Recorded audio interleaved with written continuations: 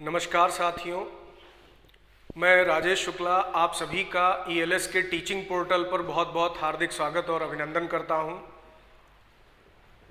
आज हम लोग एक ऐसे विषय पर बात करने जा रहे हैं जो शिक्षण क्षेत्र में शिक्षक बनने की ख्वाहिश रखने वाले अभ्यर्थियों के लिए एक बहुत महत्वपूर्ण मुद्दा है।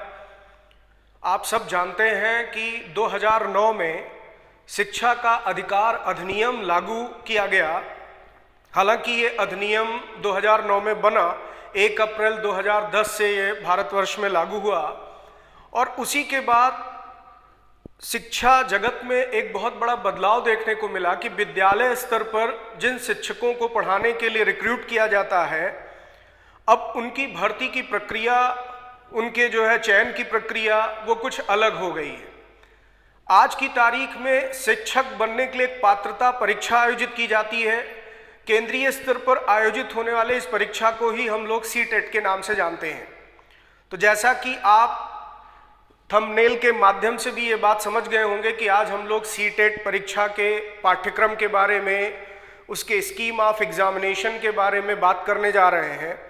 और जो भी अभ्यर्थी, जो भी कैंडिडेट सीटेट परीक्षा की तैयारी में लगे होंगे, मैं कोशिश करूंगा कि उन सबको इसके माध्यम से यहाँ पर इस बात से ही ना केवल रूबरू कराऊं कि परीक्षा की योजना क्या है, परीक्षा का पाठ्यक्रम क्या है, बल्कि इसके माध्यम से वो अपनी तैयारी को बेहतर कैसे कर सकें, इसमें भी मैं कुछ बातें आप तक शेयर कर सकूं। तो चलिए हम लोग अपने विषय की शुरुआत करते हैं। तो आज का हमारा विषय है सीटेट परीक्षा के बारे में जानना। मैं इस पर आपको बच्चों एक पीडीएफ मैटर भी प्रोवाइड करूंगा और उसी के माध्यम से चीज़ों को डिटेल में डिस्कस करते हुए आगे बढ़ेंगे हम लोग। तो चलिए शुरुआत करते हैं।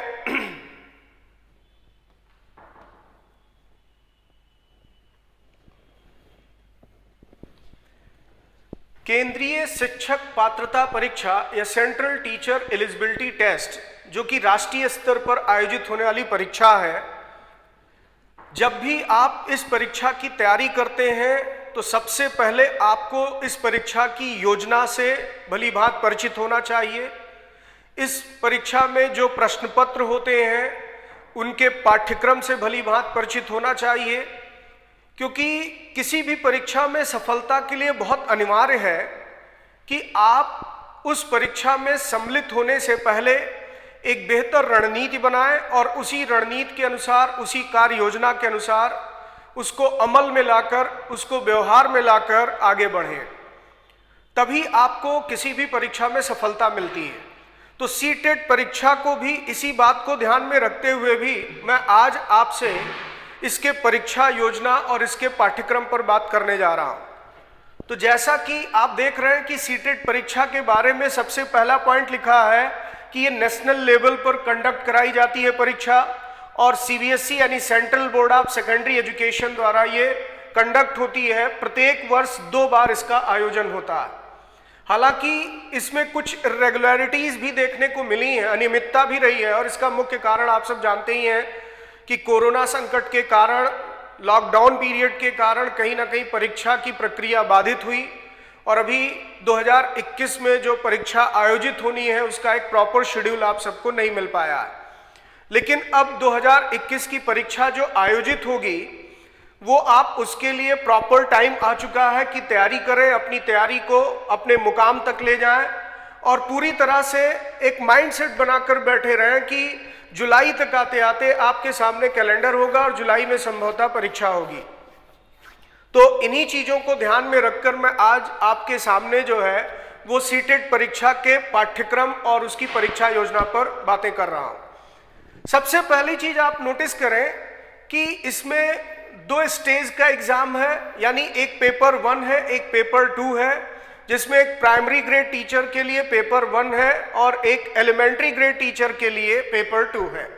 यानी 2 प्रश्न पत्र इसमें होते हैं, लेकिन दोनों में अंतर किस बात का है कि ऐसे अभ्यर्थी जो क्लास 1 से 5 के बच्चों को पढ़ाने के लिए शिक्षण कैरियर अपना रहे हैं, जिन्हें हम प्राइमरी टीचर कहते हैं, उनको पेपर 1 क्वालिफाई करना होता है। और जिन्हें एलिमेंट्री लेवल पर बच्चों को पढ़ाना है, क्लास 6 से 8 स्टैंडर्ड के बच्चों को पढ़ाना है, उस क्षेत्र में शिक्षण कैरियर को ऑप्ट करने वालों को पेपर 2 क्वालिफाई करना होता है। हालांकि यहां पर आप नोटिस करें, मैंने लिख दिया है in case candidates wish to qualify to teach class 1 to 8 they can appear in both paper. यानी ऐसे अभ्यर्थी जो क्लास 1 से 5 और क्लास 6 से 8 दोनों स्टैंडर्ड के बच्चों को पढ़ाने में इंटरेस्टेड है, या क्लास 1 से क्लास 8 के ग्रेड लेवल पर वो टीचर बनना चाहते हैं, तो उन्हें दोनों पेपर को क्वालिफाई करना होता है, यानी वो दोनों पेपर में अपीयर होंगे। तो फिर एक बार समझ लें, जिन्हें केवल कक्षा 1 से कक्षा 5 तक के बच्चों को पढ़ाना है, प्राइमरी टीचर उन्हें केवल पेपर 1 देना है, इसे क्वालिफाई करना है। और जिन्हें कक्षा 6 से लेकर 8 तक के बच्चों को पढ़ाना है, उन्हें केवल पेपर 2 में अपीयर होना है, पेपर 2 ही क्वालिफाई करना है। लेकिन ऐसे शिक्षक, ऐसे अभ्यर्थी जो कक्षा 1 से कक्षा 8 तक के बच्चों को पढ़ाने के लिए इंटरेस्टेड है, उस क्षेत्र में अपने शिक्षण कैरियर को आगे बढ़ाना चाहते हैं, तो उन्हें दोनों पेपर क्वालिफाई करना होता है। फिर पेपर 1 की अगर मैं बात करूं, जो कि क्लास 1 से 5 स्टैंडर्ड के पढ़ाने के लिए जो है शिक्षकों के लिए पाठ्यक्रम निर्धारित किया गया है, और पेपर 2 जिसमें क्लास 6 to 8 के लिए पाठ्यक्रम बनाया गया है, इसके अगर स्ट्रक्चर को आप देखें तो ये काफी कुछ सिमिलर है। जैसे पेपर 1 में भी टोटल नंबर ऑफ क्वेश्चन 150 है, और पेपर 2 में भी टोटल नंबर ऑफ क्वेश्चंस 150 है, यानी दोनों में आप देख रहे हैं कि 150 प्रश्न ही पूछे जा रहे हैं। जो क्वेश्चन पूछने का तरीका है वो एमसीक्यू टाइप में है, मल्टीपल चॉइस क्वेश्चन होगा, यानी बहुविकल्पीय। एक प्रश्न के 4 विकल्प दिए जाएंगे और आपको सही विकल्प का चयन करना होता है। तो एमसीक्यू टाइप के क्वेश्चन से आप सब फैमिलियर भी हैं, बहुत सारी परीक्षाओं में आप देखते हैं आज यही पैटर्न होता है। तो एमसीक्यू टाइप का ये पेपर होता है। इसके लिए जो ड्यूरेशन है, यानी जो टाइम अलॉट किया गया है पेपर को हल करने के लिए, वो 2.5 घंटे का है, यानी 150 प्रश्न है और 150 मिनट ही आपको समय दिया गया। तो अगर एक मैथमेटिकल कैलकुलेशन किया जाए तो आप कह सकते हैं कि हर एक प्रश्न के लिए आपके पास 1 मिनट का समय है। हालांकि ऐसा कहना बहुत रैशनल नहीं होगा, क्योंकि इसमें आप पेपर का जब कंपोजिशन देखेंगे तो आप पाएंगे कि कुछ सेक्शन में प्रश्नों को हल करने में ज़्यादा टाइम लगता है और कुछ सेक्शन ऐसे हैं जिनको हल करने में कम समय लगता है। तो सभी प्रश्नों को 1 मिनट देना ये कोई बहुत रैशनल डिसीजन नहीं होगा। हाँ, ये प्रश्न के स्वरूप पर, उस प्रश्न के टॉपिक से रिलेटेड है कि वो किस तरह का प्रश्न, अगर मैथ सेक्शन का प्रश्न हो सकता है ज़्यादा टाइम ले ले, ईवीएस सेक्शन का प्रश्न है तो हो सकता है कम टाइम ले ले। तो ये डिपेंड करेगा प्रश्न क्या है। लेकिन ये आपको ध्यान रखना है कि 150 प्रश्नों को हल करने के लिए 150 मिनट का समय, यानी 2.5 घंटे में आपको पूरा प्रश्न पत्र हल करना है, चाहे आप पेपर 1 दे रहे हैं, चाहे आप पेपर 2 दे रहे हैं। फिर हर एक प्रश्न इसमें 1 अंक का है, यानी कुल अंक इसमें 150 है। 150 अंकों का ये प्रश्न पत्र है, और यही स्थिति पेपर 2 के साथ भी है। दोनों प्रश्न पत्र 150 अंकों के हैं। हर प्रश्न बराबर वेटेज के साथ, यानी 1 अंक के साथ हर प्रश्न आपके प्रश्न पत्र में शामिल किया गया है। इसमें एक और बहुत खास बात है कि कोई निगेटिव मार्किंग लागू नहीं है। निगेटिव मार्किंग की स्कीम दोनों पेपर में नहीं है। तो इसमें सबसे रैशनल मैनर यही होगा कि आप संपूर्ण प्रश्न पत्र को हल करें। 150 प्रश्न अगर पूछा गया तो आप सभी के सभी प्रश्नों को हल करें। अगर किसी प्रश्न का उत्तर आपको नहीं मालूम है, तब भी आप, चूंकि बहुविकल्पीय प्रश्न है, तो किसी ना किसी एक विकल्प का अंदाजा चाहे लगाएं, चाहे रैशनल माइंड यूज करें, या थोड़ा बहुत जानकारी के आधार पर आप गेस करें, लेकिन उसे हल करके आप जरूर आए। प्रश्न को छोड़ना नहीं है, क्योंकि निगेटिव मार्किंग नहीं है। फिर इसके साथ साथ आज अमूमन ज्यादातर परीक्षाएं ऑनलाइन मोड में हो रही हैं, यानी कंप्यूटर बेस्ड परीक्षाएं हो रही, लेकिन अभी भी सीटेट की परीक्षा जो लास्ट ईयर तक परीक्षा कंडक्ट हुई वो ओएमआर बेस्ड ही परीक्षा रही, यानी ऑफलाइन मोड में परीक्षा हो रही। ओएमआर शीट पर जो आप पेपर देते हैं उसके बारे में आप सब बहुत भली भांति परिचित होंगे कि हर प्रश्न के उत्तर के 4 विकल्प जो होते हैं वो बबल में दिए होते हैं। आपको जो राइट ऑप्शन होता है उसी बबल को, यानी करस्पॉन्डिंग बबल को आपको कलर करना होता है, उसे रंगना होता है पेन या पेंसिल की सहायता से। तो ऑफलाइन मोड में ओएमआर शीट पर आपकी ये परीक्षा आयोजित होगी। दोनों प्रश्न पत्रों का आयोजन एक ही दिन, यानी ये परीक्षा एक ही दिन होती है, दोनों प्रश्न पत्र एक ही दिन जो है वो कंडक्ट कराए जाते हैं एग्जाम में। और इसके लिए डिफरेंट शिफ्ट, यानी मॉर्निंग शिफ्ट में पहला पेपर और बाद वाले शिफ्ट में दूसरा पेपर, इस तरह से शिफ्ट वाइज दोनों पेपर को एक ही दिन में, वन डे ही इसे कंप्लीट किया जाता है। फिर इसके साथ साथ इसमें आपको मिनिमम 60% मार्क्स ऑब्टेन करना होता है एलिजिबल होने के लिए, एलिजिबिलिटी सर्टिफिकेट पाने के लिए। यानी सीटेट क्वालिफाइड वही कैंडिडेट माना जाएगा जो मिनिमम 60% स्कोर करेगा। यानी 150 अंकों की अगर परीक्षा है तो आपको एटलीस्ट 90 मार्क्स ऑब्टेन करना होगा, तभी आपको एलिजिबिलिटी सर्टिफिकेट दिया जाएगा। तो सीटेट परीक्षा के बारे में ये कुछ बेसिक जानकारी थी।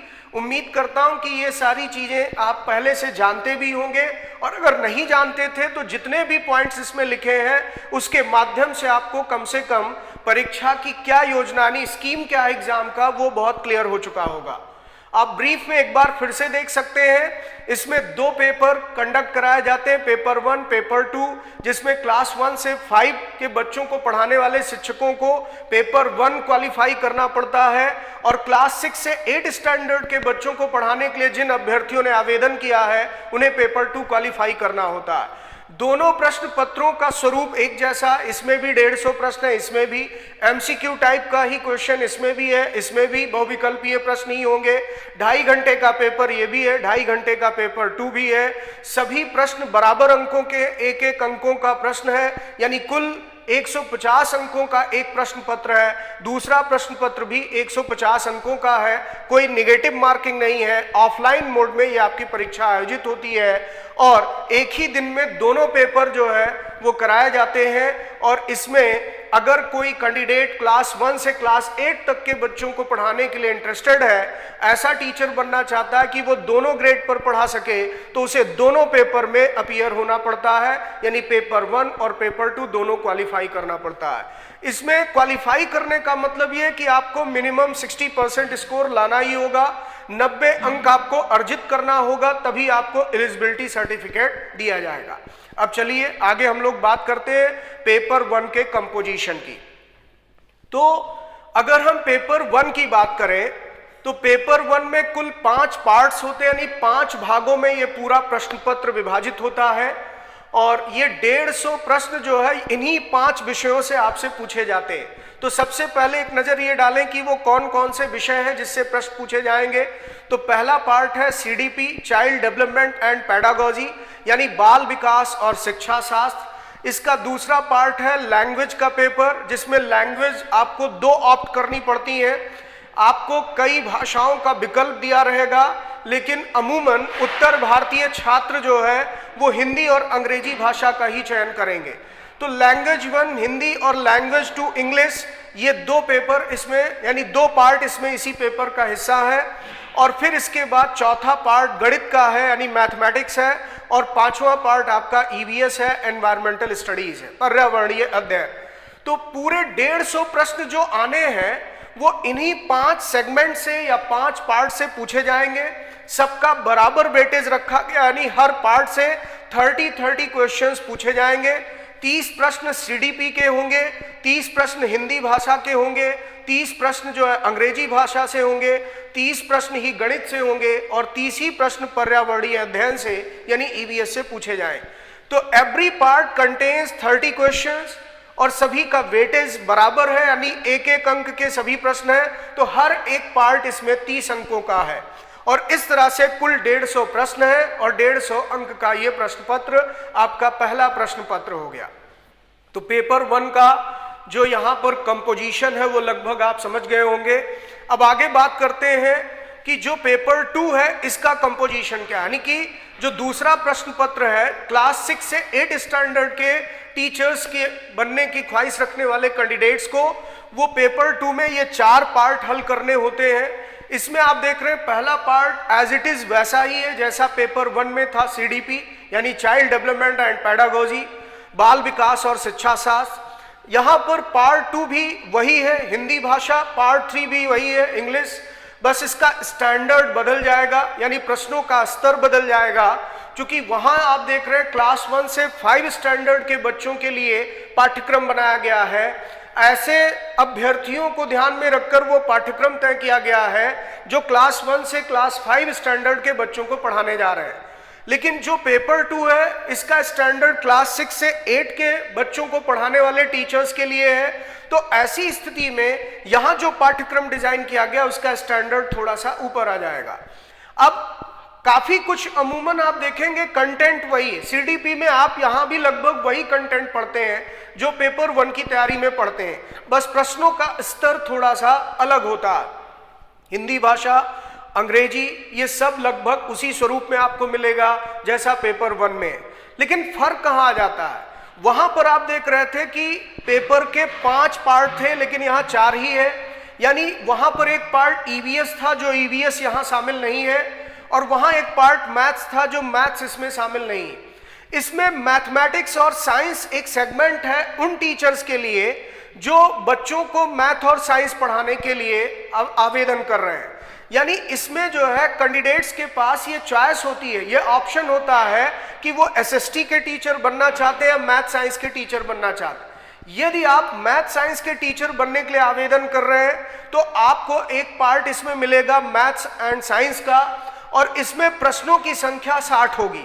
यानी यहां पर 30 प्रश्न ही सभी पार्ट से पूछे जाएंगे, लेकिन जो आपका यहां पर सब्जेक्ट पार्ट है, जिस विषय के लिए आपने आवेदन किया, उसके प्रश्नों की संख्या ज्यादा रहेगी, यानी यहां 60 प्रश्न इससे पूछे जाएं। अगर कोई एसएसटी का टीचर बनना चाहता है, सोशल स्टडीज का, सामाजिक अध्ययन का, तो ऐसी स्थिति में उसे ये सेगमेंट नहीं हल करना, यानी उसके पेपर में इसका कोई रोल नहीं। वहां पर उसका चौथा पार्ट होगा सोशल स्टडीज का सब्जेक्ट यानी सामाजिक अध्ययन, इससे संबंधित चीजें पूछी जाएंगी और 60 प्रश्न यहां से उसे हल करना हो। तो इसका मतलब ये हो गया अभ्यर्थियों को ये चुनाव करना पड़ता है कि वो गणित या विज्ञान वर्ग के शिक्षक बनना चाहते हैं या सामाजिक अध्ययन के शिक्षक बनना चाहते। आप जिस तरह के शिक्षक बनने के लिए आवेदन कर रहे हैं उसी तरह के प्रश्न पत्र को हल करना होता है। यदि आप एसएसटी के लिए अप्लाई कर रहे हैं तो आपको यह सेगमेंट हल करना होगा, 60 प्रश्न इसके होंगे, और यदि आप मैथ्स और साइंस के टीचर के लिए आवेदन कर रहे हैं तो आपको इसके 60 प्रश्नों को हल करना होगा। फिर इसके बाद यहां पर लिखा हुआ है candidates have to choose any one section between mathematics science section and social studies section in paper 2। यानी पेपर 2 में कैंडिडेट्स को ये चॉइस बतानी पड़ती है कि वो मैथ साइंस सेक्शन ऑप्ट कर रहा है या सोशल स्टडीज सेक्शन को ऑप्ट कर रहा है। तो ये डिपेंड करेगा कि आप किस तरह के शिक्षक बनने के लिए आवेदन कर रहे हैं। अब थोड़ा सा हम लोग यहाँ पर पेपर 1 के पाठ्यक्रम पर बात कर लें कि इसमें आपका कंटेंट क्या है, कौन कौन से विषय के अंतर्गत क्या क्या चीजें शामिल हैं और उसकी तैयारी हम लोग कैसे करें। तो पेपर 1 के लिए जो टीचर एलिजिबिलिटी टेस्ट होगा उसमें मैंने आपसे पहले ही कहा कि टोटल 5 पार्ट या 5 विषय इसमें शामिल हैं। हर विषय के 30 प्रश्न आपके प्रश्न पत्र में होंगे। अब इसमें जो विषय या पार्ट है वो है पहला सीडीपी यानी चाइल्ड डेवलपमेंट एंड पेडागोजी। अब चाइल्ड डेवलपमेंट एंड पेडागोजी या बाल विकास और शिक्षण शास्त्र की अगर हम बात करें तो इसके कंप्लीट कंटेंट को 3 सेक्शन में बांटा जा सकता है। प्रीवियस ईयर के पेपर को अगर आप देखें, उसका एनालिसिस करें, उसका विश्लेषण करें तो आप पाएंगे कि इसमें जो सीडीपी के प्रश्न पूछे जाने की प्रवृत्ति रही है, जो टेंडेंसी रही है, उसके आधार पर आप इसके पूरे कंटेंट को 3 हिस्सों में बांट सकते हैं, जिसमें मैंने नाम दे दिया सेक्शन ए, सेक्शन बी और सेक्शन सी। सेक्शन ए को आप कह सकते हैं चाइल्ड डेवलपमेंट, जो प्राइमरी स्कूल के बच्चे हैं उन बच्चों के बाल विकास के संबंध में कुछ प्रश्न यहाँ पर आपसे पूछे जाएंगे, और इसमें संभावना रहती है कि लगभग 15 प्रश्न जो है वो सेक्शन ए से पूछे जाएंगे। फिर इसके बाद जो सेक्शन बी है सीडीपी के अंतर्गत, उसमें आप inclusive education and understanding children with special needs यानी समावेशी शिक्षा के बारे में और विशेष समझ वाले बच्चों की आवश्यकताओं पर जो अवधारणाएं हैं इन पर आधारित प्रश्न आपसे पूछे जाएंगे। तो इन पर संभावना रहती है लगभग 5 प्रश्न आपके प्रश्न पत्र में होगा। और फिर सीडीपी के अंतर्गत ही एक तीसरा सेक्शन है पेडागोजिकल इशू यानी लर्निंग एंड पेडागोजी को लेकर लगभग 10 प्रश्न आपके पेपर में रहेंगे। तो अगर आप देखें सीडीपी के कुल 30 प्रश्नों में से 15 प्रश्न बाल विकास से संबंधित है, 5 प्रश्न समावेशी शिक्षा और अधिगम से रिलेटेड है, और फिर इसके बाद यहां पर 10 प्रश्न अधिगम और शिक्षा शास्त्र से संबंधित है। तो इस तरह से आपके 3 सेक्शन हो गए पेपर के। इन तीनों की तैयारी आपको करनी है सीडीपी के लिए। फिर हिंदी भाषा की अगर हम बात करें तो हिंदी भाषा के विषय वस्तु को, कंटेंट को 2 भागों में रख सकते हैं। इसमें लगभग 15 प्रश्न भाषा बोध पर आधारित होता है, जिसे हम कॉम्प्रिहेंशन कहते हैं। इंग्लिश में आप इसी को कॉम्प्रिहेंशन कहते हैं, यानी इसमें एक अनसीन पैसेज पर आधारित प्रश्न पूछा जाता है। तो अपठित गद्यांश आपके सामने होगा, कुछ हो सकता है काव्य की पंक्तियां हो, पद्यांश हो, उस पर आधारित प्रश्न हो। इसी को कॉम्प्रिहेंशन या भाषा बोध कहा गया। लगभग 15 प्रश्न इस सेक्शन से पूछा जाता है। फिर इसी तरीके से जो पेडागोजी ऑफ लैंग्वेज डेवलपमेंट यानी भाषा विकास का शिक्षा, यानी हिंदी भाषा के पेडागोजिकल इशू पर भी आपसे लगभग 15 प्रश्न पूछे जाएंगे। तो दोनों को मिलाकर लगभग आपको 30 प्रश्न मिलेंगे। इन दोनों विषय वस्तु को आपको तैयार करना।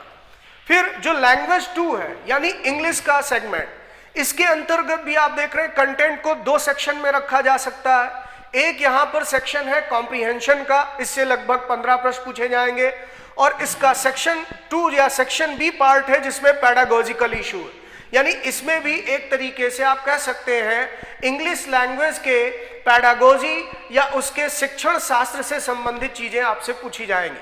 तो 15-15 प्रश्न दोनों सेक्शन से पूछे जाएंगे।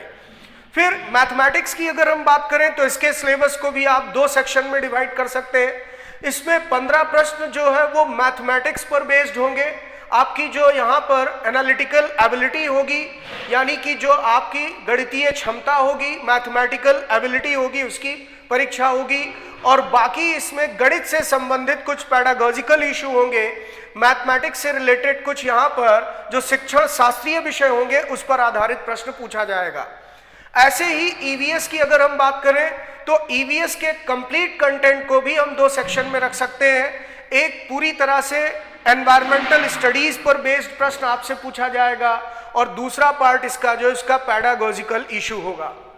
यानी इस तरीके से कुल मिलाकर के आप अपने संपूर्ण पाठ्यक्रम को अगर एक नजर रखें इस पर, तो आप कह सकते हैं कि सीडीपी के अंतर्गत हमें 3 चीजों की तैयारी करनी है: बाल विकास, समावेशी शिक्षा और विशेष समझ वाले बच्चों की आवश्यकताओं की अवधारणा से संबंधित प्रश्न, तीसरा अधिगम और शिक्षा शास्त्र।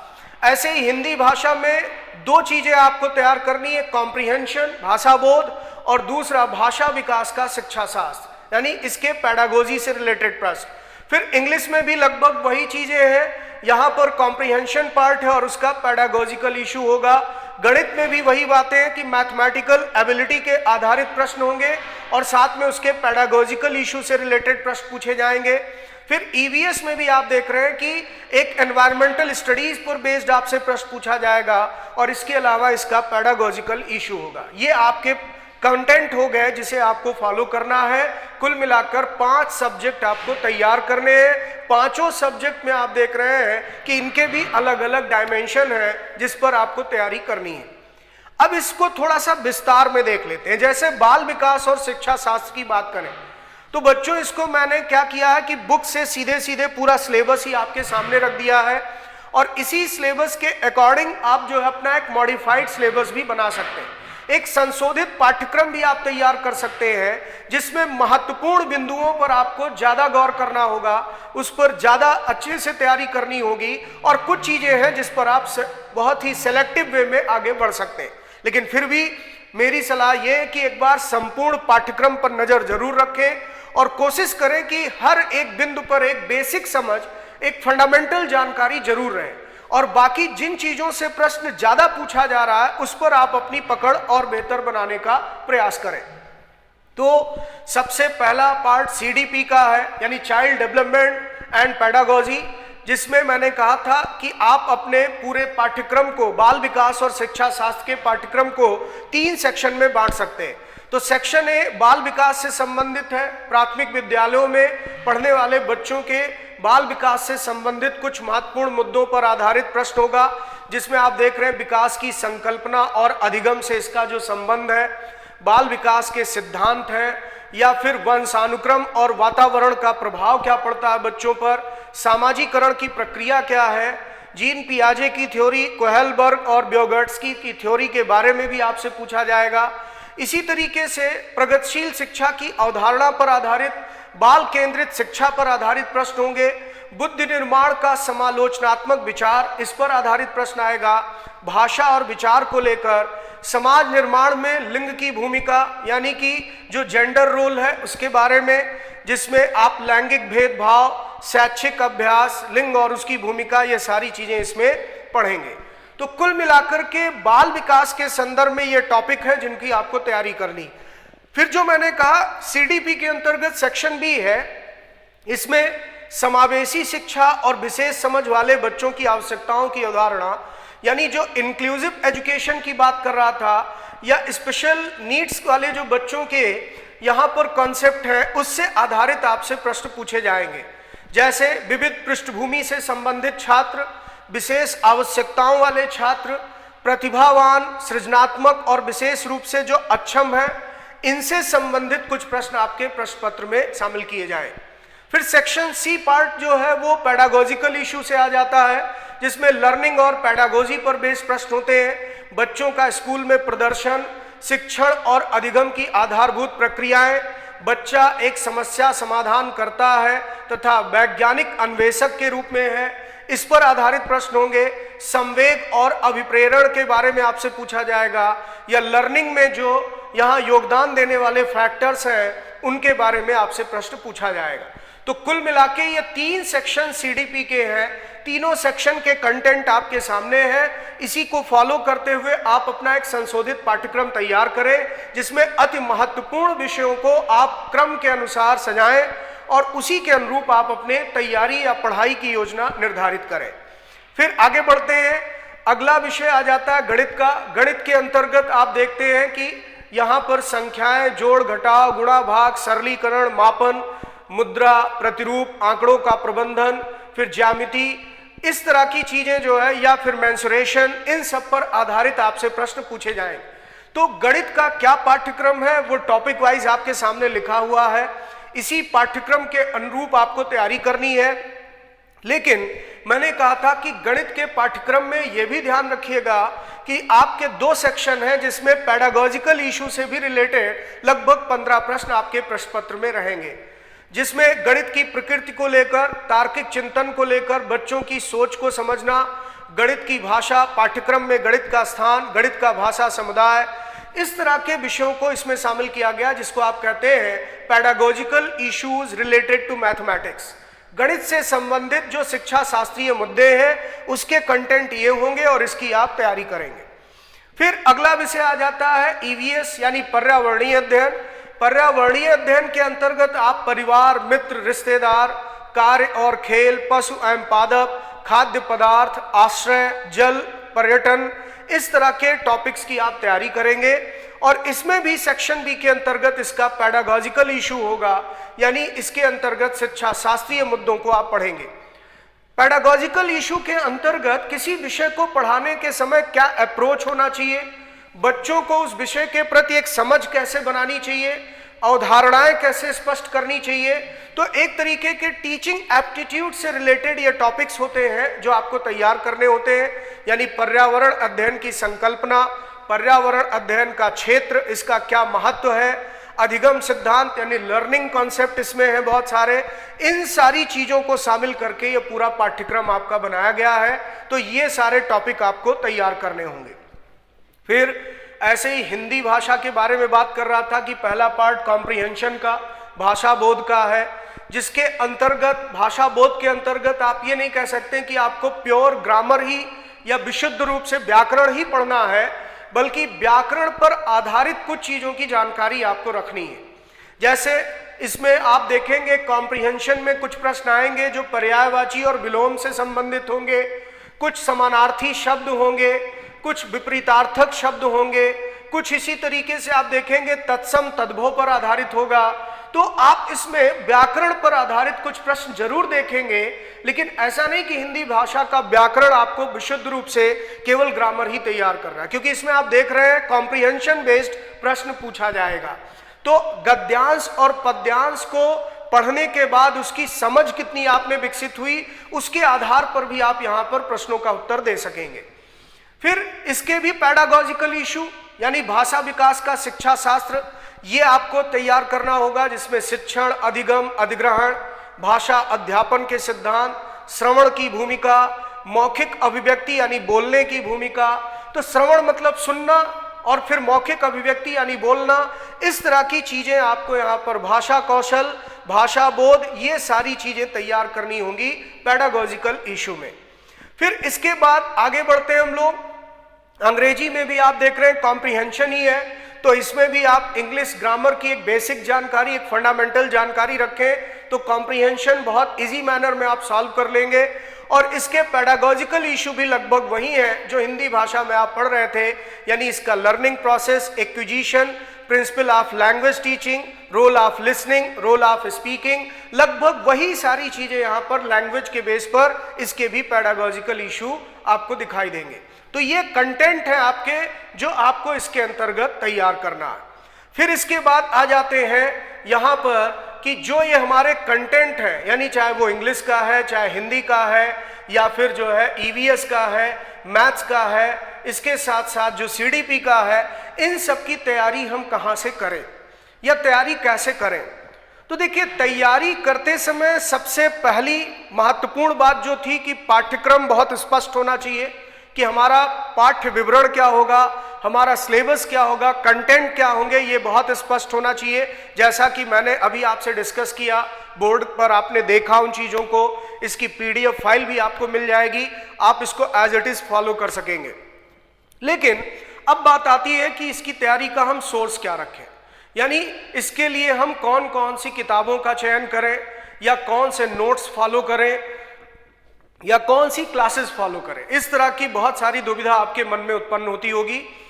तो बच्चों में एक ही सलाह दूंगा कि आप किसी भी सोर्स को फॉलो कर रहे हो, जैसे इसके लिए एक बहुत अच्छा सोर्स या बहुत अच्छा स्टडी मटेरियल आपको मिल जाएगा, वो है एनसीईआरटी की किताबें। एनसीईआरटी काफ़ी स्टैंडर्ड बुक्स हैं और उसमें कॉन्सेप्ट भी बहुत अच्छे से क्लियर किया गया, बेसिक चीज़ों की समझ बहुत अच्छी उसमें बनाई गई है। तो एनसीईआरटी सबसे स्टैंडर्ड बुक्स हैं इसके तैयारी के लिए। इसके अलावा कुछ मटेरियल नेशनल ओपन स्कूल्स के भी आप फॉलो कर सकते हैं, खासकर जैसे बीएड वीएड के पाठ्यक्रम में वहाँ पर आप देखेंगे कि बीएड का जो पाठ्यक्रम नेशनल ओपन स्कूल ने डिज़ाइन किया है, उसमें बहुत सारे कंटेंट आपको ऐसे भी मिल जाएंगे जो आपको पैडागॉजिकल इशू में या सीडीपी की तैयारी में काफ़ी हेल्प करेंगे। ऐसे ही जो इग्नू का बीएड का पाठ्यक्रम है, उसमें भी कुछ ऐसे टॉपिक दिए हैं जो सीडीपी की तैयारी में विशेषकर आपकी काफ़ी मदद करेंगे। तो जब भी आप यहाँ पर संदर्भ ग्रंथों का चयन करें, रेफरेंस बुक को सेलेक्ट करें, तो आप सबसे पहले स्तरीय मटेरियल यानी एक स्टैंडर्ड मटेरियल को ही फॉलो करने की कोशिश करें। और स्टैंडर्ड मटेरियल ज़्यादा अच्छा होता है कि सरकार के विभिन्न संस्थाओं द्वारा जो पाठ्यक्रम लिखा जाता है, तैयार किया जाता है, उस पर आप लाई करें, उस पर निर्भर रहें तो ज़्यादा बेहतर होता है। जैसे मैंने कहा एनसीईआरटी की किताबें हैं, या एनओएस यानी नेशनल ओपन स्कूल की जो यहाँ पर बीएड पाठ्यक्रम की पुस्तकें हैं, इग्नू के कुछ ऐसे स्टडी मटेरियल हैं जिसे आप फॉलो कर सकते हैं अपने पेपर 1 की तैयारी में, या पेपर 2 की तैयारी में भी आपको उससे काफ़ी मदद मिलेगी। लेकिन मैं ये कहना चाह रहा था कि आप किसी भी स्तरीय पाठ्यक्रम या पाठ्य विवरण को अगर फॉलो कर रहे हैं तो कोशिश करिए कि एक ही पाठ्य पुस्तक को आप कई बार पढ़ें। आप 10 किताबों को जमा कर लें और उसे एक एक बार पढ़ें, उससे कहीं बेहतर है एक ही यहाँ स्तरीय पुस्तक का चयन करके उसी को 10 बार पढ़ने का प्रयास करें। और बहुत आवश्यक होगा कि इसके साथ साथ आप जो है अभ्यास भी करते रहें, प्रैक्टिस बहुत जरूरी है। और प्रैक्टिस की शुरुआत हमेशा प्रीवियस ईयर के पेपर से ही करें, यानी पूर्व वर्षों में जो परीक्षा आयोजित हुई है उन प्रश्न पत्रों का आप विश्लेषण करें, और उसके माध्यम से बहुत सारे चीज़ों को आप स्पष्ट तौर पर समझ जाएंगे कि कौन से टॉपिक हमारे लिए ज़्यादा महत्वपूर्ण है और किन पर हमें ज़्यादा जो एम्फेसिस करना चाहिए, किन पर ज़्यादा वेटेज देना चाहिए और किन पर ज़्यादा जो है भरोसा करना चाहिए। तो आप प्रश्न पत्रों को अपना आधार बनाएं तैयारी का, पूर्व वर्ष के प्रश्न पत्रों को बार बार हल करके, और उसके बाद एक दिशा निर्धारित कर लें कि इसी डायरेक्शन में हमें बढ़ना है और इन विषयों पर पकड़ बनानी है। तो उम्मीद करता हूं बच्चों कि आपको परीक्षा की योजना भी बिल्कुल स्पष्ट हो गई होगी। परीक्षा का पाठ्य विवरण भी आपको स्पष्ट हो गया होगा। और साथ में मैंने जो बातें कही आपसे कि आप कोई भी एक स्तरीय पुस्तक का चुनाव करिए, उसको कई बार पढ़िए, अपना स्टडी मटेरियल खुद डेवलप करिए और इस तरह से तैयारी को लेकर आप आगे बढ़ सकते हैं। बाकी ईएलएस के टीचिंग पोर्टल पर आपको इस तरह से काफ़ी मदद मिलती रहेगी। मैं खुद बहुत सारे पाठ्य विवरण तैयार कर रहा हूं, जिसका पीडीएफ आपको इस तरह से अपलोड करके दे दिया जाएगा और आप उसे भी फॉलो कर सकेंगे। और प्रयास करूंगा कि आपको इस तरह से ईएलएस के प्लेटफॉर्म पर बराबर वो यूट्यूब चैनल या अपने लर्निंग ऐप के चैनल पर आकर के आपको क्लासेस दे सकूं, जिससे आपको कहीं ना कहीं पढ़ाई में काफ़ी कुछ मदद मिलती रहे।